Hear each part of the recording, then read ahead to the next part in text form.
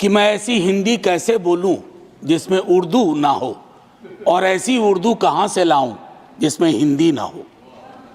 तो भाषाओं का जो मसला है, जो मानस में रचा बसा है, इन दिनों कई चीज़ें चल रही हैं। हम तो संगम लिटरेचर पढ़ के बड़े हुए, इतिहास में पढ़ा, तमिल रिचनेस, संगम लिटरेचर पढ़ा। सर, ओपनिंग रिमार्क दे रहा हूं, भाषा के विवाद में 60 में हमने बहुत कुछ गवा दिया। ये मुल्क साझा और बराबर की साइज की ईंटों से बना है। किसी ईंट की साइज को बड़ा दिखाने की कोशिश करेंगे, इमारत गिर जाएगी। इमारत बचाने का वक्त। मैं सिर्फ इतना कहना चाहता हूं, चाहे संस्कृत हो, तमिल हो, बांग्ला हो, मैथिली हो, भोजपुरी हो, हिंदी हो, भाषाएं सरकार के प्रोत्साहन से नहीं बढ़ती हैं, भाषाएं लोक माध्यम से बढ़ती हैं। और अगर हिंदी भाषा बढ़ी है तो लोक माध्यम से बढ़ी है, छोटे छोटे गानों से बढ़ी है। पखवाड़ा मनाने से हिंदी नहीं बढ़ी है, फोर्टनाइट मनाने से नहीं बढ़ी है। ये मेरी पहली बात थी। लेकिन खैर क्या कहूँ, मकतबे इश्क का दस्तूर निराला देखा, उसको छुट्टी न मिली जिसने सबक याद किया। तो ये हालात इन दिनों है कई सारी चीज़ों में। एक मैं मानता हूं कि शायद हमारे दिग्विजय सिंह जी, हमारे सीनियर, वो एक लंबी लकीर खींच गए, तो मैं बहुत चीज़ें दोहराऊंगा नहीं। मैं सिर्फ चिंतित हूं, मैं इससे पहले के एजुकेशन पॉलिसी का क्या हश्र था नहीं जानता, लेकिन इस सदन में न्यू एजुकेशन पॉलिसी पे व्यापक चर्चा नहीं हुई है।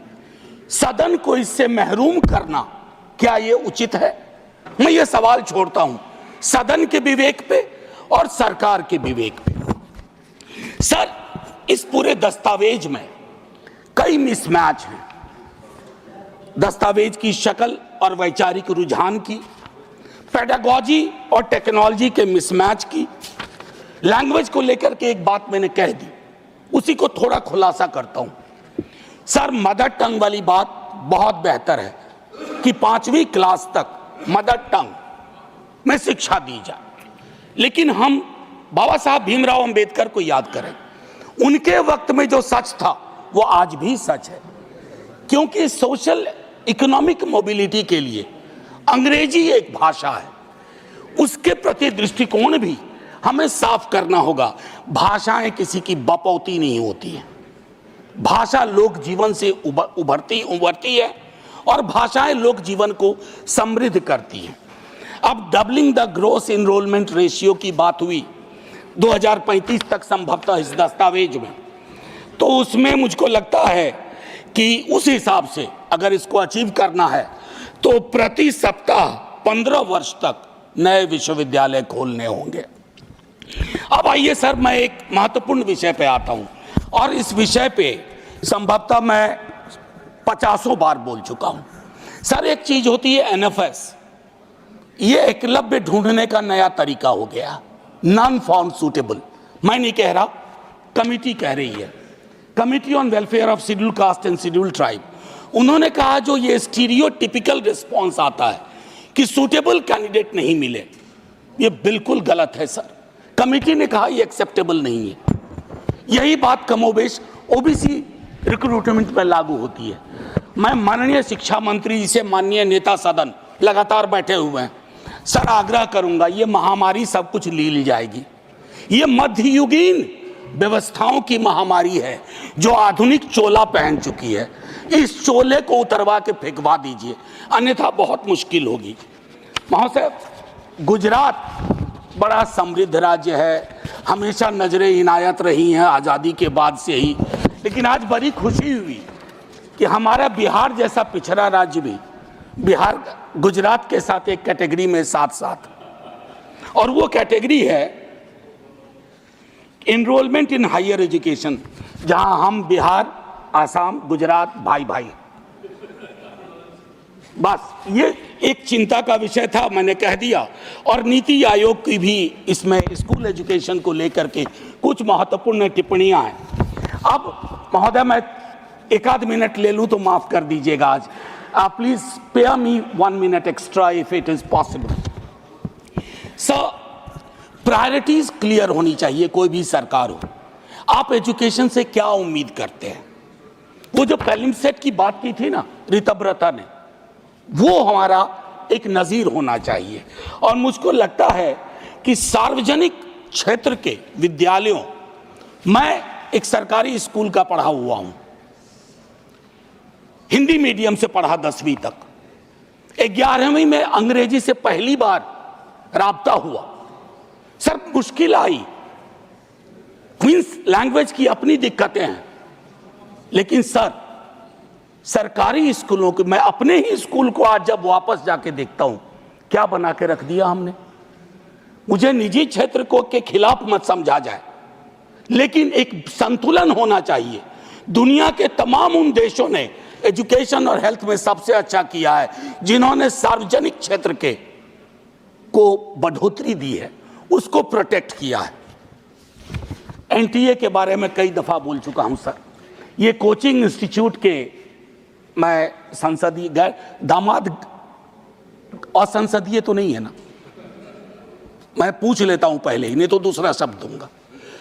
हाँ, रिश्तेदार की तरह व्यवहार कर रहा।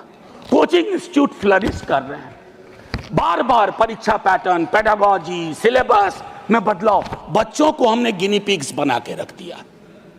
मैं दिल्ली विश्वविद्यालय में हूं सर, नामांकन की पद्धति बदल गई है, लेकिन मैं देख रहा हूं अब 8वीं 9वीं क्लास से बच्चा स्कूल एजुकेशन को छोड़ करके एनटीए की कोचिंग ले रहा है कि सीयूईटी क्वालिफाई करना। ये स्ट्रक्चरल प्रॉब्लम है। बस सर 1 मिनट, शिक्षा के संस्थान वैचारिक युद्ध क्षेत्र हो गए हैं सर। मैं टिप्पणी नहीं करना चाहता, घनश्याम जी ने कही एक बात सर, कोई टिप्पणी इस तरह की नहीं, कि वामपंथी रुझान, मुझको लगता है कि कांग्रेस के साथ दिक्कत पता नहीं क्या थी, उन्होंने वामपंथियों को तथाकथित, हालांकि उसमें मेरिट नहीं है, ढूंढा, लेकिन सर दक्षिण पंथी वैचारिकी का अड्डा बनते जा रहा है। आप कई चीजों को हटा रहे हैं। अच्छा पीएचडी नहीं चाहिए, बिना पीएचडी के ले लो, अच्छा ये एलिजिबिलिटी हटा दो, तब भी आपको लोग नहीं मिल रहे हैं उस रुझान के। तो मेरा मानना है कि इन और शिक्षकों की स्वायत्तता में बहुत कमी हुई है। मैं प्रोन्नति के सवाल पे 100 चीजें कह सकता हूं, अपॉइंटमेंट पे 100 चीजें कह सकता हूं। देख रहा हूं कैसे शिक्षक विक्टिमाइज हो रहे हैं। और सर नॉलेज पार्क की तर्ज पर, एसईजेड की तर्ज पर नॉलेज पार्क बना करके आपको यह सोचना होगा कि शिक्षा और इंडस्ट्री में थोड़ा फर्क है। इसको उद्योग और सिर्फ निवेश की नजर से मत देखिए, क्योंकि इसका पहले नाम था ह्यूमन रिसोर्स डेवलपमेंट। भले नाम बदल गया हो, लेकिन उस संकेत को याद रखा जाए। केंद्रीकरण आपकी स्वाभाविक प्रवृत्ति है। जब बड़ी सत्ता आती है तो हर किसी को लगता है कि इसको मुझको हथिया लेना चाहिए। नैक के बारे में विस्तार से हमारे दिग्विजय सिंह जी बोल चुके हैं। ऐसे लोग आप बिठाते हैं, ऐसी व्यवस्थाएं होती हैं। नैक में सर क्या होता है, मैंने भी अपने टाइम में एक नैक देखा है मेरे विश्वविद्यालय में, बता नहीं सकता हूं सर। एकदम जैसे शादी ब्याह में रिश्तेदारी में जाने पर वो जो गिफ्ट का आदान प्रदान होता है, वो सारी चीजें होती हैं। और कई विसंगतियों के बावजूद उस संस्थान को A+ या A मिल जाता है। रिविजिट करिए। धर्मेंद्र, माननीय शिक्षा मंत्री जी से कहूंगा, शिक्षा मंत्री और रेल मंत्री सबसे डिफिकल्ट काम है इस देश में। आप एक महत्वपूर्ण पद पे हैं। मैं आपसे कहूंगा, आपकी सरकार नहीं होगी, लेकिन इस नीति का प्रभाव रहेगा। इसलिए कोशिश किया जाए हम सबको कि हम सब ऐसी व्यवस्था विकसित करें जहां खुले मन से बोलने के लिए कोई बंद ना कर दिया जाए। डेमोक्रेसी की एक परिभाषा है sir, true democracy is one where you are not closed for being open. आखिरी 30 सेकेंड मैं एक और चीज कहूंगा सर। संजय जी कह के गए, मैं विवाद में ही नहीं, मैं हिस्ट्री का स्टूडेंट हूं सर। कभी उस पर बहस होगी, मुगल सल्तनत और अन्य रूलर्स पे, तो विस्तार से बोलूंगा, लेकिन आज एक टिप्पणी करता हूं सर। इतिहास के बासी पन्नों में जा करके अगर हम आज की चुनौतियों में पर्दा डालने की कोशिश करेंगे, उन बासी पन्नों के नायक और खलनायक आपकी चुनौतियों में आपकी मदद नहीं करेंगे। अद्भुत विसंगति है, अद्भुत विसंगति है कि औरंगजेब पे टिप्पणी तो सदन से बाहर और महात्मा गांधी के हत्यारों का महिमा मंडन तो सदन के अंदर।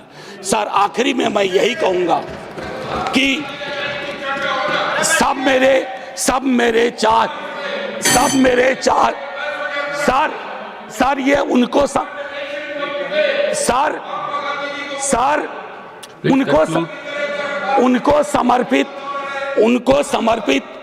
उनको समर्पित जिन्होंने उर्दू पे कुछ अल्फाज पेश किए थे। सब मेरे चाहने वाले हैं, मेरा कोई नहीं। सब मेरे चाहने वाले हैं, मेरा कोई नहीं। मैं भी इस मुल्क में उर्दू की तरह रहता हूं। जय हिंद सर।